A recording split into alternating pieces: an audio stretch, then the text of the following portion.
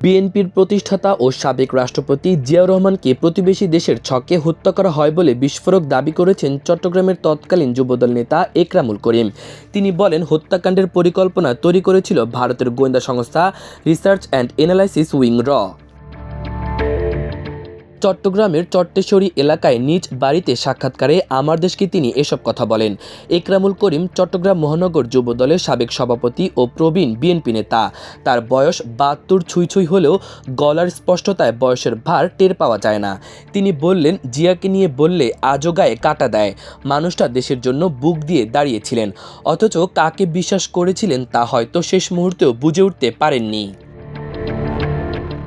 ১৯৭০ সালে সাতক্ষীরার শ্যামনগরের তালপট্টির দক্ষিণে বঙ্গোপসাগরে জেগে ওঠে একটি চর।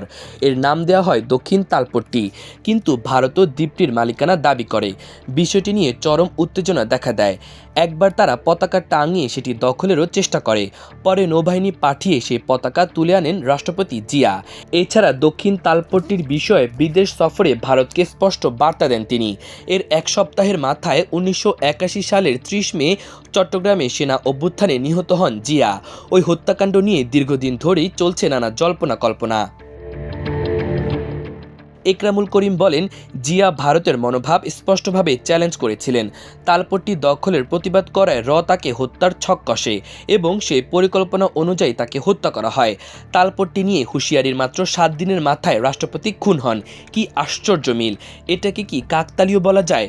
তখন আন্তর্জাতিক সংবাদ মাধ্যমেও জিয়ার মৃত্যুকে ভারতীয় ষড়যন্ত্র বলে ইঙ্গিত করা হয়।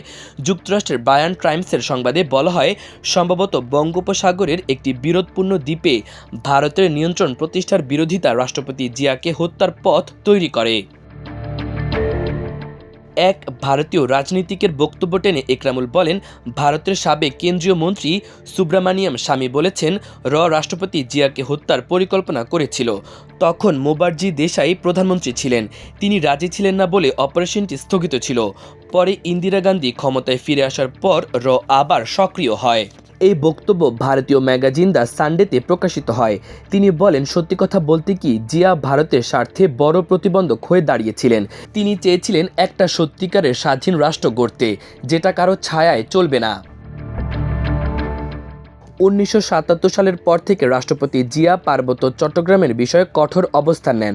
একরামুল বলেন, পাহাড়ে তখন শান্তি বাহিনী ভারতের মদতপুষ্ট সন্ত্রাসী তৎপরতা চালাচ্ছিল। তিনি বলছিলেন, ওরা বাঙালি নয়, বাংলাদেশি। ওদের আলাদা রাষ্ট্রের চিন্তা বাস্তবায়ন করতে দেয়া হবে না।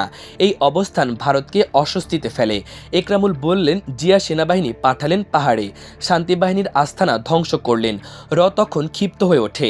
তারা বুঝে যায়, এই লোক থাকলে ভারত কখনই বাংলাদেশে আধিপত্য বিস্তার করতে পারবে না। ঘড়ির কাঁটা তখন মধ্যরাত ছুঁই। সার্কিট হাউসের রাষ্ট্রপতির রুমের বাইরে হঠাৎই গোলাগুলির শব্দ। একরামুল বলেন, সেই রাতে চট্টগ্রামের মানুষ একটা গর্জন শুনেছিলেন। একটা রাষ্ট্রের স্বাধীনতার ভিত ধসে পড়েছিল। সার্কিট হাউসের দেয়ালে আজও রক্তের দাগ আর বুলেটের গর্ত রয়েছে। এখন সেটি জিয়া স্মৃতি জাদুঘর নামে পরিচিত। তিনি বলেন, প্রতিবার যখন সেখানে যাই মনে হয় যেন জিয়া সাহেব সেখানে দাঁড়িয়ে চিৎকার করে বলছেন, বাংলাদেশ বিক্রি করে দেবেন না।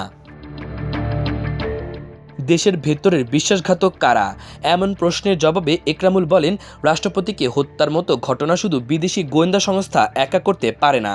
দেশের ভেতরে থাকা কিছু উচ্চ পর্যায়ের বিশ্বাসঘাতকও ছিল, তবে তাদের নাম আমি বলতে চাই না।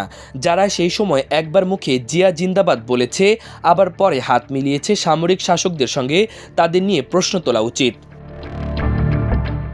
তিনি আরও বলেন, তরুণ প্রজন্ম জানে না দক্ষিণ তালপট্টি কী, কেন পাহাড়ে সেনাবাহিনী মোতায়েন করা হয়েছিল, কিভাবে ভারত বাংলাদেশের রাজনীতিতে হস্তক্ষেপ করে আসছে। এই কথাগুলো না বললে ইতিহাস অন্ধকারে হারিয়ে যাবে। একরামুল বলেন, আজকের প্রজন্মকে জানতে হবে, জিয়া কেবল একজন রাষ্ট্রপতি ছিলেন না, তিনি ছিলেন জাতির নিরাপত্তা বলয়। তাকে সরিয়ে দিয়ে সেই বলয় ভেঙে দেওয়া হয়েছিল।